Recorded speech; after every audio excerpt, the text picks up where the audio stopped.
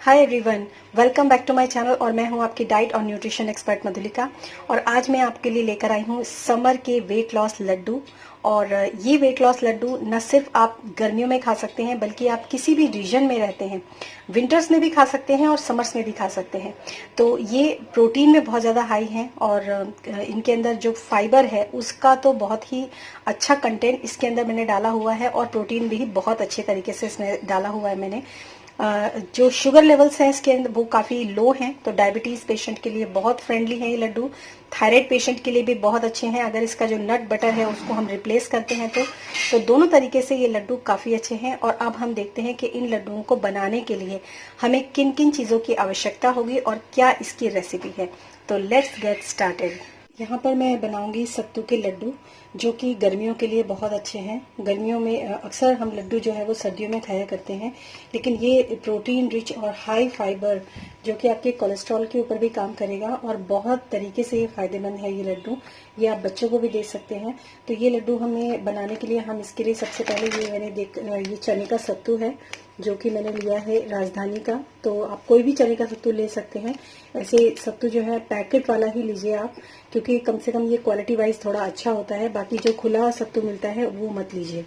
और इसके साथ जो मैंने मेन जो इसके साथ इंग्रेडिएंट है ये है फ्लैक्स सीड्स और हेम्प सीड्स। फ्लैक्स सीड्स को हम सब जानते हैं अलसी होती है, और ये हमारे डाइजेशन के लिए और हमारी बॉडी के अंदर जो भी बैड कोलेस्ट्रॉल होता है उसको भी तो निकालती ही है, साथ साथ हमारे गट को भी एक अच्छी लाइनिंग देती है। जिनको भी कॉन्स्टिपेशन का इश्यू होता है, अगर आप रोज मतलब अलसी के बीज को खाएंगे, चाहे किसी भी सीजन में खाएं, तो आपका जो मोशन है, जो बाउल है आपका, वो क्लियर होने लगता है। और इसके साथ मैंने इसके अंदर डाले हैं हेम्प सीड, जो कि भांग के बीज होते हैं, जो कि बहुत ज्यादा प्रोटीन में रिच होते हैं। तो इनको आप अपनी क्वांटिटी के अकॉर्डिंगली मेंटेन कर सकते हैं कि आपको ये सीड्स कितने लेने हैं और आपको ये सत्तू में कितना जो है डालना है। तो इनकी क्वांटिटी आप अपने अकॉर्डिंगली मेजर कर सकते हैं। अगर आप सीड्स का जो नटी फ्लेवर होता है, अगर आपको वो ज्यादा अच्छा लगता है तो आप वैसे भी ले सकते हैं, अदरवाइज आप इसके अंदर सीड्स जो है वो कम ले सकते हैं। मैंने दोनों, जैसे आधा किलो ये मेरा सत्तू है, तो आधा ही किलो के करीब मैंने इसके अंदर ये सीड मिक्स लिया है, और दोनों को मैंने रोस्ट किया है। अब रोस्ट करने के बाद जो है मैं इनको ग्राइंड करूंगी, और इसके बाद जो और इंग्रेडिएंट्स हैं उसके बारे में मैं आपको बताती हूँ। तो ये सीड्स जो है मैंने ग्राइंडिंग जार में डाले हैं, और इसके साथ मैं लूंगी ये है जिंजर कैंडी। ये आपको किसी भी सुपरमार्केट में इजीली मिल जाएगी, और डाइजेशन के लिए बहुत अच्छी होती है। किसी को भी, वैसे तो इसके अंदर फ्लैक्स सीड्स है ऑलरेडी, अगर आपको जरूरत है तो आप इसको ऐड कर सकते हैं। ये आप स्किप भी कर सकते हैं जिंजर कैंडी को। तो ये कुछ इस तरह की होती है जिंजर कैंडी, ये कुछ इस तरह की आपको मिलेगी, ये देखिए इस तरह से। तो मैं इसके अंदर ही जो है जिंजर कैंडी भी डाल दूंगी, जितनी आपको, मतलब जितना अकॉर्डिंगली जितना आपको चाहिए उसके अकॉर्डिंगली आप जिंजर कैंडी डाल सकते हैं। ये स्वीटनर का काम तो करती ही है, साथ साथ एक नटी फ्लेवर जो होता है, और डाइजेशन के लिए तो जिंजर जो होता है वो बहुत ही अच्छा होता है। इसके साथ जो मैं इसके अंदर ऐड करूंगी वो है ये डेट्स, जो सॉफ्ट वाले डेट्स होते हैं। तो मैंने इसके साथ जो लिए हैं ये किमाया गोल्ड के डेट्स हैं।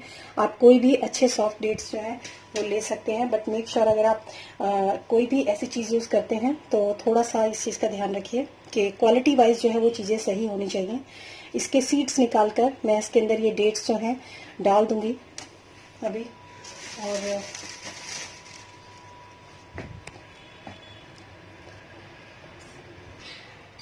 तो ये देखिए मैंने इसको इतना महीन पीसा है कि ये ये फ्लैक्स सीड है या फिर हेम्प सीड है, इसने अपना खुद का ऑयल जो है वो रिलीज कर दिया, और ये एक बाइंडिंग जो है प्रोसेस में आ गया। तो बाइंडिंग जब आ जाती है तो हमारे लड्डू बनाने जो होते हैं वो आसान हो जाते हैं। तो ये जो है मैंने एक बर्तन में निकाल लिया है। अब आप देख सकते हैं कि ये काफ़ी अच्छे तरीके से जो है बाइंड हो जाता है, इसको कोई प्रॉब्लम नहीं है बाइंड होने में। अब मैं इसके साथ थोड़े से ये वाटरमेलन सीड्स जो होते हैं वो डाल रही हूँ, जिसको खरबूजे के बीज बोलते हैं।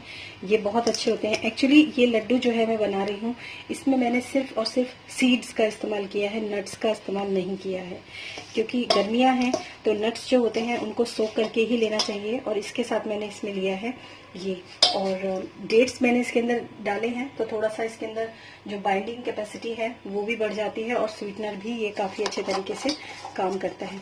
इसके बाद इसके अंदर मैं ये डालूंगी, ये पीनट बटर है। जो थायराइड पेशेंट हैं वो किसी दूसरे नट का बटर यूज कर सकते हैं, जैसे आलमंड बटर है या फिर कैश्यू नट बटर है। ये मैंने पीनट बटर इसके अंदर यूज किया है क्योंकि बच्चों को जो पीनट बटर होता है उसका फ्लेवर काफी अच्छा लगता है, तो मैंने इसके अंदर ये पीनट बटर डाला है। और इसके बाद जो सत्तू है, हम अकॉर्डिंगली सत्तू जो है इसके अंदर डालेंगे और इसको धीरे धीरे करके इसको मिक्स करेंगे ताकि ये इसमें जो है सही से ये मिक्स हो। और इसके साथ और भी जो इंग्रेडिएंट है वो मैं ऐड करूँगी, मैं आपको दिखाती हूँ। सबसे पहले मैं इसको हाथ से धीरे धीरे करके मिक्स करना शुरू करूँगी ताकि इसकी कंसिस्टेंसी कितनी बन रही है वो मुझे साथ साथ पता चलता रहे।